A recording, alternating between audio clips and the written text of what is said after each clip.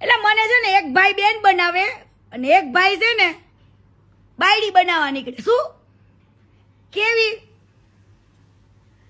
ઈ પોતે મેરીડ હતો, અત્યારે ભલે બીજા લગ્ન કર્યા હોય, એના બાપને કઈ ખબર નહીં હોય, કાંઈ નહીં, નાને ઠપકારી દીધો. ઈ કેમ લગ્ન કરે ને ઈ મારી પાસે આખી ડિટેલ છે, ઈ હું તમને કહું.